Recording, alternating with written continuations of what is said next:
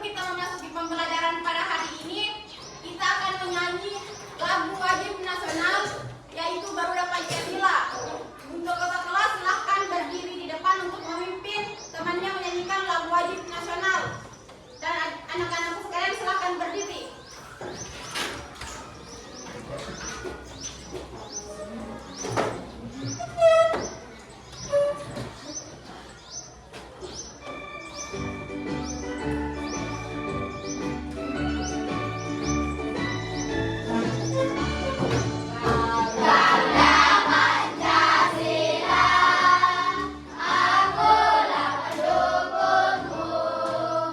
Patriot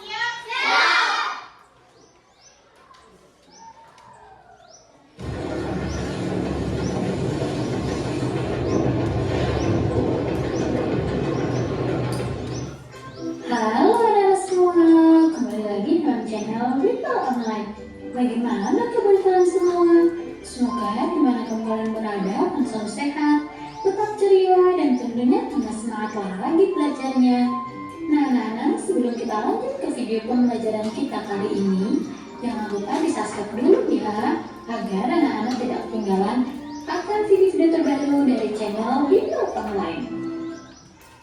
Anak-anak semua, di video pembelajaran kita kali ini, kita akan sama-sama membahas dan mempelajari mata pelajaran IPAS atau Ilmu Pengetahuan Alam dan Sosial untuk kelas 5 kurikulum Merdeka, yaitu kita akan sama-sama belajar di bagian organ pernapasan manusia. Nah anak-anak, apakah anak-anak sudah siap? Kalau sudah siap, yuk kita langsung saja mulai pembahasannya. Perhatikan baik-baik ya anak-anak. Yuk langsung saja kita mulai ya anak-anak, organ pernapasan manusia.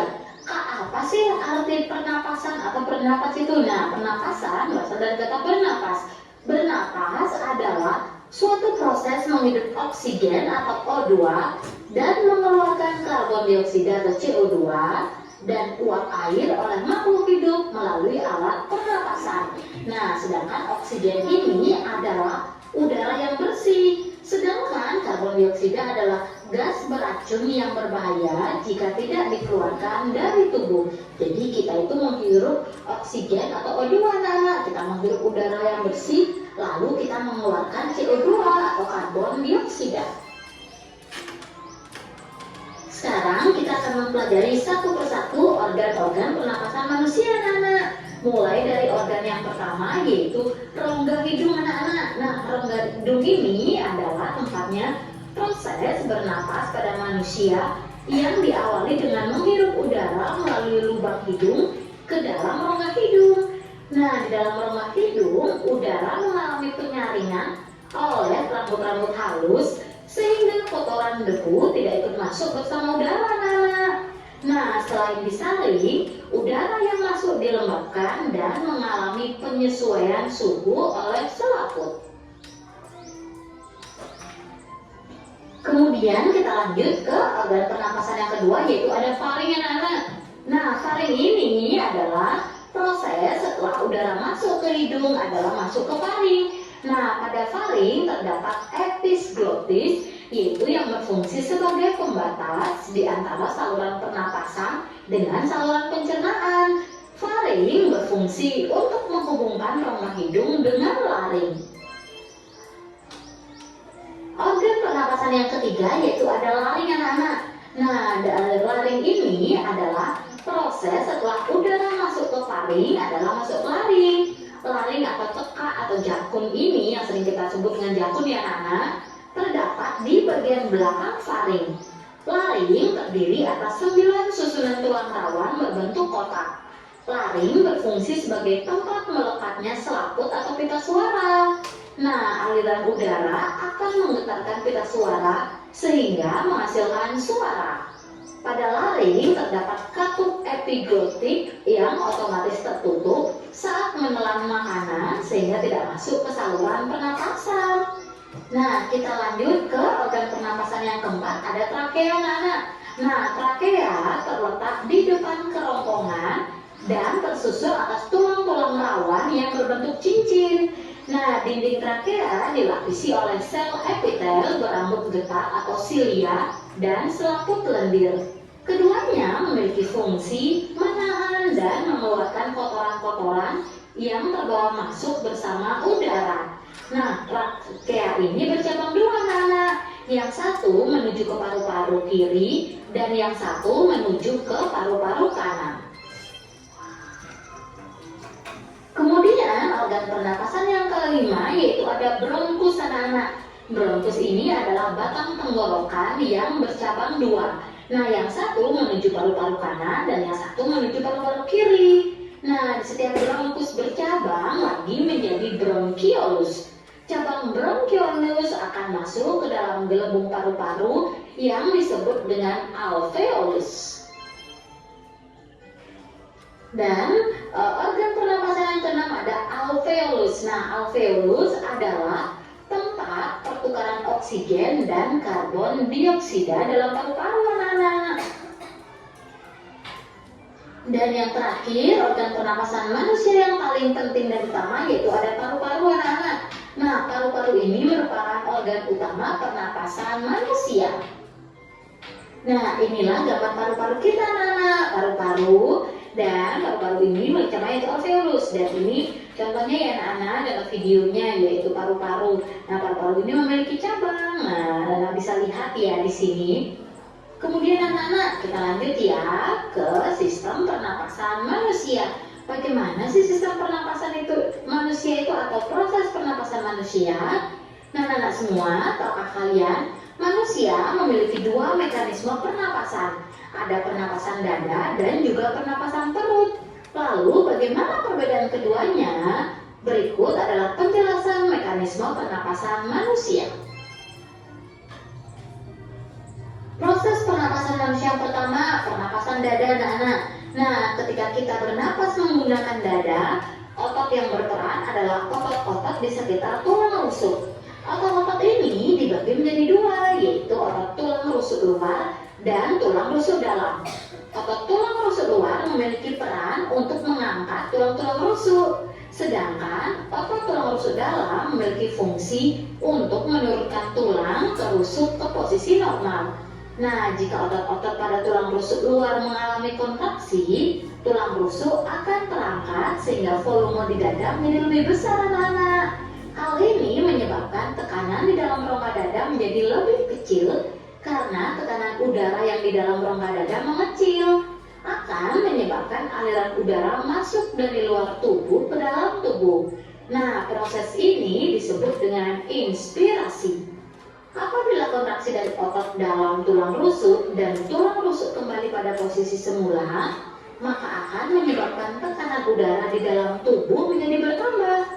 Hal ini akan menimbulkan udara dalam paru-paru tertekan pada rongga dada, sehingga aliran udara akan terdorong keluar tubuh. Proses inilah yang disebut dengan ekspirasi. Yang kedua yaitu pernapasan perut. Pernapasan dada atau disebut juga dengan pernapasan diafragma adalah pernapasan yang menggunakan diafragma dan otot dinding di rongga perut. Nah, otot diafragma akan berkontraksi dan posisinya menjadi datar. Hal ini menyebabkan volume rongga dada menjadi bertambah besar dan tekanan udara menjadi kecil. Karena tekanan udaranya rendah, paru-paru akan mengembang. Saat itulah terjadi masuknya udara ke paru-paru atau proses menghirup udara. Sedangkan proses ekspirasi pernapasan perut terjadi jika otot diafragma menjadi rileks dan otot yang ada di dinding perut menjadi kontraksi. Hal ini menyebabkan bagian dalam rongga perut menjadi terdesak ke arah diafragma. Nah, ketika bernapas dengan diafragma atau pernapasan perut akan mendorong pertukaran oksigen lebih maksimal dibandingkan pernapasan dada. Tidak heran bahwa pernapasan perut akan mendorong pertukaran oksigen lebih maksimal dibandingkan pernapasan dada. Tidak heran bahwa pernapasan perut akan memperlambat detak jantung dan bisa menurunkan tekanan darah. Inilah Nana contohnya proses pernapasan manusia ya, ketika kita menghirup oksigen atau O2 dan mengeluarkan CO2 atau karbon dioksida. Seperti ini ya anak-anak. Ini videonya anak-anak bisa lihat untuk lebih jelasnya lagi. Nah anak-anak, sekarang kita akan sama-sama belajar dan memahami cara menjaga organ pernapasan. Nah, cara menjaga organ pernapasan yang pertama, hindari merokok. Nah, hindari merokok ini karena rokok memiliki bahan-bahan ini, rokok atau bahan-bahan yang terkandung dalam rokok bisa menyebabkan iritasi dan kesulitan bernapas. Kemudian cara yang kedua dengan berolahraga. Menciptakan paru-paru yang sehat dengan olahraga akan membantu dalam melawan penuaan dan penyakit yang akan muncul. Yang ketiga, hindari paparan polusi. Nah, ini kita bisa lakukan dengan menggunakan masker. Yang keempat yaitu menghindari infeksi. Nah, cara terbaik menghindari infeksi paru-paru yaitu dengan menjaga kebersihan, yaitu selalu atau rajin dengan mencuci tangan anak-anak. Nah, akhirnya kita sudah sampai di akhir penghujung video pembelajaran kita kali ini. Tadi kita sudah sama-sama membahas organ pernapasan manusia. Nah, semoga video ini dapat bermanfaat dan berguna untuk kalian ya anak-anak.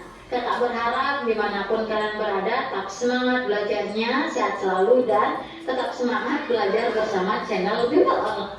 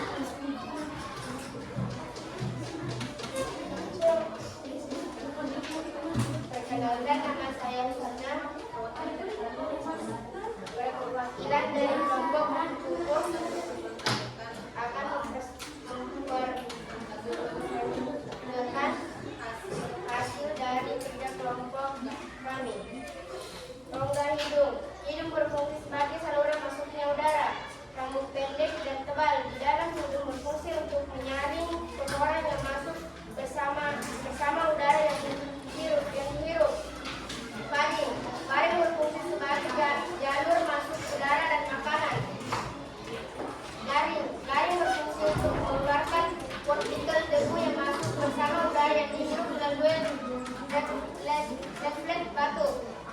Trakea. Fungsi trakea dalam sistem pernapasan yaitu saluran udara, perlindungan, perkembangan dan penghangatan udara serta membantu sistem pencernaan. Bronkus dan alveolus. Alveolus berfungsi untuk memudahkan darah di dalam kapiler untuk mengikat oksigen. Kasih kita Pak. Iya tahu Pak. Kasih kita Pak. Iya tahu Pak. Kasih yo, kasih wow. Baik. Selanjutnya kakak akan memberikan lembar evaluasi. Lembar evaluasi ini berfungsi untuk mengetahui sampai mana pemahaman kalian tentang materi pada hari ini. Jadi evaluasi ini dikerjakan secara individu, jadi bukan berkelompok. Jadi tidak ada lagi sistem menyontek. Bisa saja.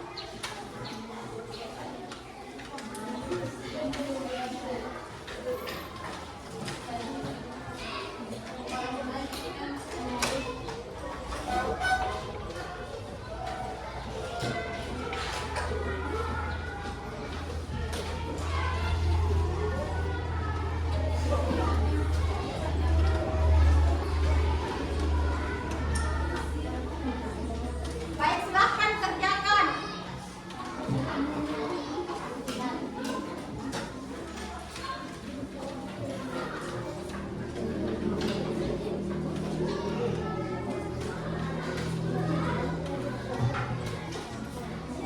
Jika sudah selesai, silahkan kumpulkan di meja.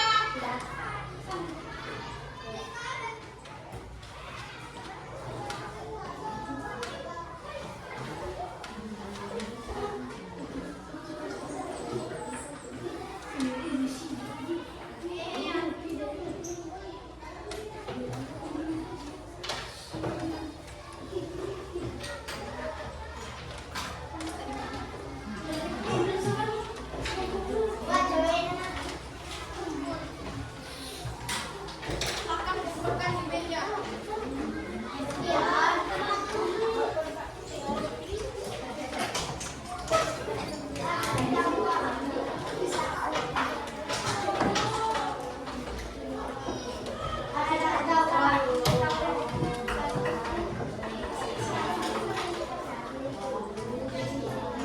Perhatian. Perhatian. Perhatian.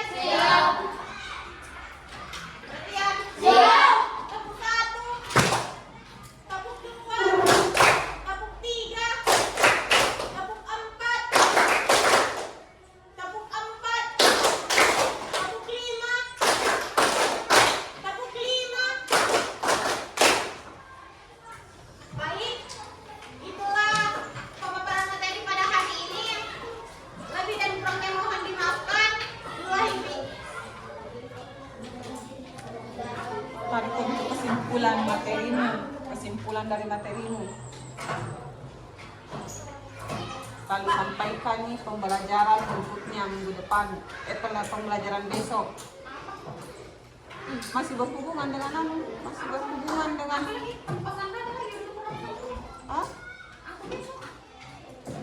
berhubungan dengan sistem pernapasan, tetapi cara merawat sistem pernapasan. Tahu cepat sekali materi tadi. Cepat sekali materi.